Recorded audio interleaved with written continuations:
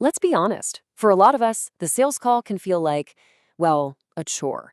But what if we could flip that script? What if we could turn that to-do list item into your single biggest strategic weapon? That is exactly what this playbook is all about. So let's dive in. Okay, let's just start with a huge reality check coming straight from Salesforce research. A whopping 85% of customers are unhappy with their phone experience.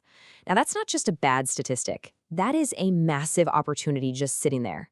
Think about it. If you can be in the 15% that gets this right, you're not just a little bit ahead, you're playing a totally different game. Real success here all starts with a big shift in your mindset. The old way, calling, chasing, pushing, it just doesn't work anymore. It leads to burnout and rejection. The new playbook is all about connecting, understanding, and having a real conversation. It's the difference between being just another vendor and becoming a trusted partner. So here's our game plan for today. We're going to break down the modern sales call, cover what to do before and during the call, talk about how to lock in those crucial next steps, and then we'll wrap it all up with your brand new playbook. All right, section one, the modern sales call. In a world full of emails, Slack, and DMs, it's pretty easy to think the phone call is a thing of the past. But honestly, the data tells a very different story.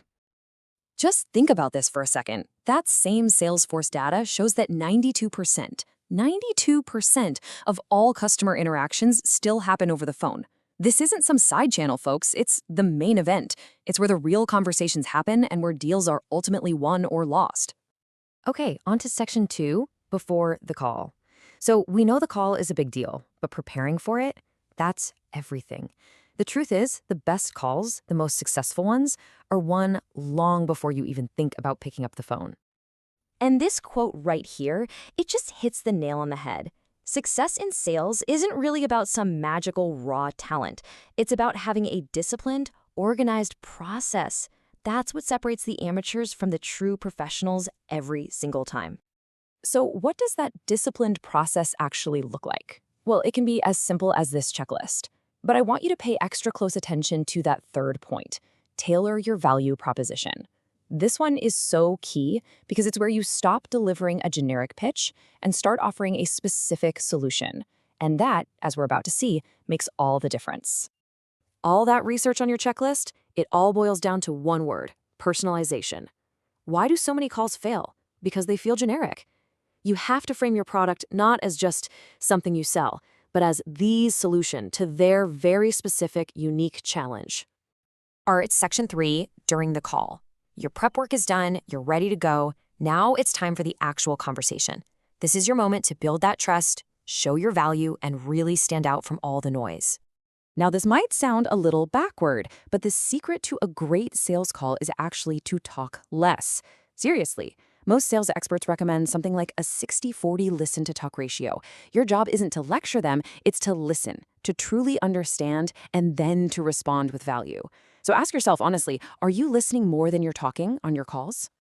This quote just perfectly captures that new mindset. See, when you listen more than you talk, you naturally shift your role. You stop being a salesperson and you start becoming an educator. Your whole job becomes about building trust and helping that customer make a really good, informed decision, even if that decision doesn't end up being you. Think about it. Facts and figures are fine, they inform people, but they rarely persuade anyone. You know what does? Stories. Major decisions are almost always driven by emotion, and stories are the language of emotion. So what's the story they're going to remember about you long after your call is over? A huge part of telling a great story is translating your features into real benefits. You've got to stop describing what your product is. Instead, you need to clearly articulate what it does for them. Don't sell the wrench, sell the perfectly built bookshelf it creates. Look, in any market, you're going to have points of parity. Those are the baseline things that just make you a viable option. But you don't win on the baseline. Winning means focusing on your points of differentiation. What is it that makes you the only logical choice for them? That's the question you need to answer.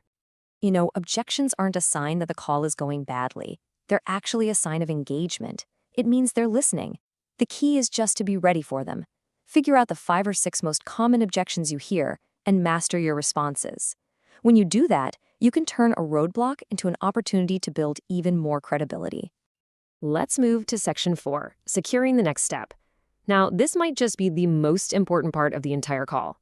You can have the most amazing trust-building conversation, but it's all for nothing if it doesn't lead to a clear action. Let's be really clear about this. A call without a commitment is just a friendly chat. Your single most important goal at the end of every call is to get a yes to a clear, concrete next step. That's how you create momentum. That's how you drive the sale forward. And here's a super simple 4-step framework to make sure that happens. First, you propose the next steps. Second, you define exactly who is doing what and by when. Third, you get their verbal yes on that plan. And finally, you lock it all down with a follow-up email right away. It's simple, but man, is it effective. Okay, let's put it all together. Section 5, your new sales playbook. This is the big picture, the summary of how we move from the old way of chasing a sale to the new way of building a real partnership. This table really says it all, doesn't it? The whole shift is right here.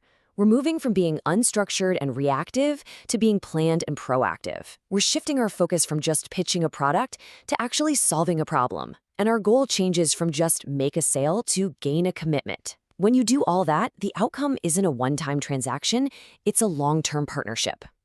So there you have it. You've got the entire playbook, from the prep work all the way to securing that commitment. The only thing left to do now is put it into action. So my question for you is this.